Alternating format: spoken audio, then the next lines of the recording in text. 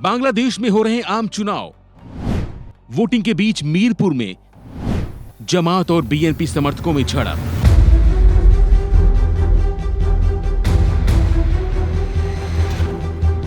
जी हां, भारत के पड़ोसी देश बांग्लादेश में आम चुनाव के लिए वोटिंग हो रही है और हिंसा की खबरें भी सामने आ रही हैं। जानकारी के मुताबिक ढाका के मीरपुर 10 चुनाव क्षेत्र में जमात और बीएनपी समर्थकों के बीच झड़प हो गई।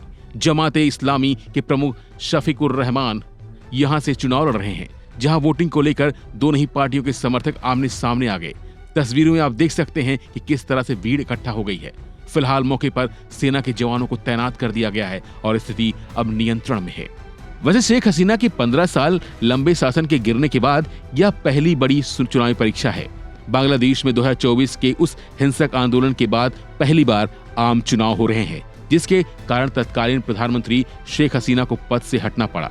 देश में 11 राजनीतिक दलों के गठबंधन का नेतृत्व कर रही Jamaat Islami Bangladesh national party BNP के नेतृत्व वाले गठबंधन की मुख्य प्रतिद्वंदी के रूप में उभरी है। अल्पसंख्यकों को लेकर जताई जा रही आशंकाओं को दूर करते हुए बांग्लादेश जमात इस्लामी के प्रमुख किसी भी प्रकार के भेदभाव को खारिज कर दिया है। रिपोर्ट के मुताबिक सबसे मजबूत दावेदार बांग्लादेश नेशनल पार्टी यानी बीएनपी है, जो वर्तमान सर्वेक्षणों में 50% से अधिक समर्थन हासिल कर रही है।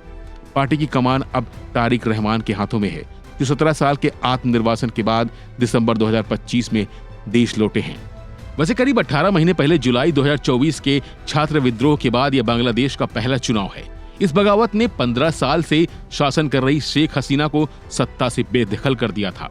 उन्हें प्रधानमंत्री पद से इस्तीफा देकर देश छोड़ना पड़ा था और मोहम्मद यूनुस के नेतृत्व में एक अंतरिम सरकार बनी थी। यूनुस के नेतृत्व वाले अंतरिम शासन ने कहा है कि वह स्वतंत्र, निष्पक्ष और शांतिपूर्ण चुनाव कराने के लिए प्रतिबद्ध है।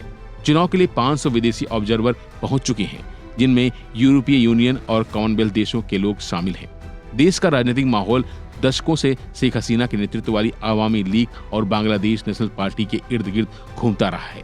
यूनुस प्रशासन के आवामी लीग पर प्रतिबंध लगाने के बाद तारिक रहमान के नेतृत्व वाली बीएनपी आगे निकलती दिखाई दे रही है।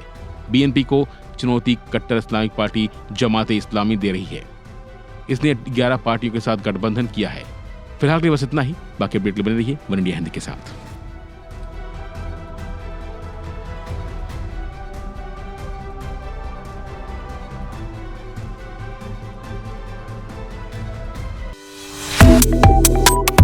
Subscribe to One India and never miss an update.